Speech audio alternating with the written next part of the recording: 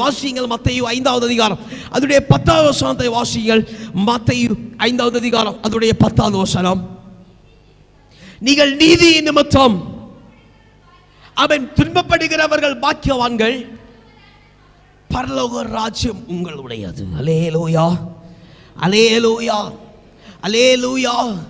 புறம்பே இருக்கிற காரியத்தை குறித்து அல்ல இந்த வேதவசனம் சொல்லுகிறது. தேவனுடைய நீதி நிமித்தம் துன்பப்படுகிறவர்கள் பாக்கியவான். கர்த்தருடைய காரியத்திலிருந்து ஐஸ்வர்யத்தை பெற வேண்டும், கர்த்தருடைய கரங்களிலிருந்து மேன்மையை பெற வேண்டும். நாங்கள் காத்திருக்கிறோம் என்று சொல்லி அந்த சமூகத்தில் காத்திருக்கிறனால வருகிற துன்பத்திலிருந்து அவன் நீங்கள் சகிக்கிறவர்களாக இருப்பீர்கள் என்று சொன்னால் நீங்கள் பாக்கியவான்கள். அல்லேலூயா, அல்லேலூயா, அல்லேலூயா, அல்லேலூயா, அல்லேலூயா. துன்பத்தை சகிக்கிறவர்களாக, பாடுகளை சகிக்கிறவர்களாக இன்னுமாய் இருக்கிறீர்கள் சொன்னால் பரலோக ராஜ்யம் உங்களுடையது. அல்லேலூயா, அல்லேலூயா. எத்தனை பேர் விசுவாசிக்கிறீங்க?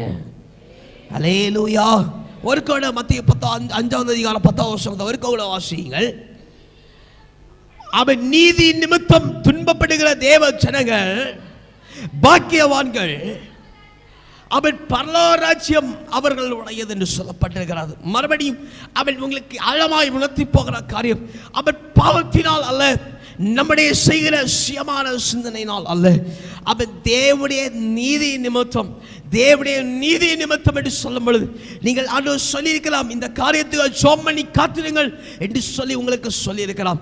நீங்கள் ஜெபம் பண்ணிக்கொண்டே அவன் ஆண்டவருடைய உத்தரவுக்காகவும் ஆண்டவருடைய மேலான செயல்களுக்காகவும் நீங்கள் காத்துக்கொண்டு அதன் மூலமாய் தாங்க முடியல, அவன் நடக்க முடியல, ஜெபிக்க முடியல, உட்கார முடியல என்று சொல்லி நீங்கள் நாட்களை கடந்து கொண்டு அதை சகித்து கொண்டு போவீர்கள், போய்கொண்டு இருக்கிறீர்கள் என்று சொன்னால் நீங்கள் பாக்கியவான்கள்.